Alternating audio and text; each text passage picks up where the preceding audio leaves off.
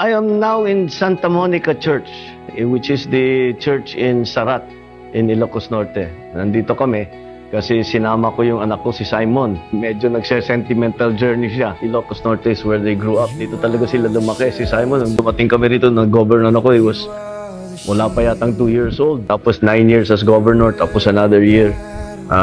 Naiwan siya rito. So, talagang dito sila lumaki. And it is a bit of a sentimental journey.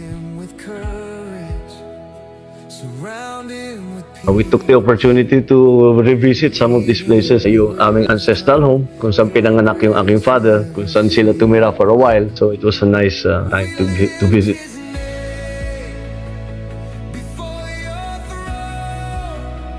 Sinamahan ko rin lang na aking kasama na si Ryan Remigio, yung aming magiging kandidato sa First District ng Ilocos Norte, ng congressman.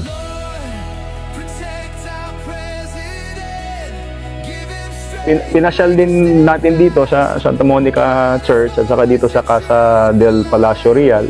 Dito kasi kinasal si Mama Irene at saka Sir Greggy. Ito Santa Monica, may special meaning sa pamilya ko ito. Not only because it is the cathedral here in Sarat, but also because this is where Irene got married. It is the longest church that we have here in Ilocos Norte. Marami kasi inyo nagtanong tungkol anong dapat bisitahin dito. Malapit ng Easter. Pag Holy Week, meron kami yung bisita iglesia na tinatawag. Pupunta kayo rito, bawat araw pupuntahan ninyo isang simbahan kung saan-saan. Ipapaliwanag sa inyo kung saan galing, anong year na tinayo ito, sino ang nag-design, etc. etc. Magsisimba. Tapos may iwan kayo sa ibang bayan. The next day, lipat naman kayo. So, bawat araw, itong araw yan. So, this is one of those churches that is part of that tour. Marami nga kaming cathedral. It's one of the best tourist spots that we have here in Ilocos Norte.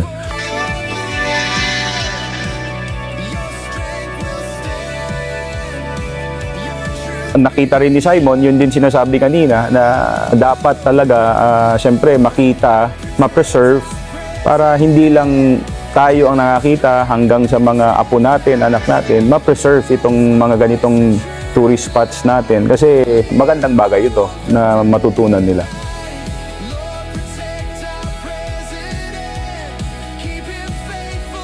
Marami talagang pwedeng puntahan at makita rito sa Ilocos Norte. Sana makabisita kayo dito. Tupig na. Tupig daw. Sige, mauna na ako.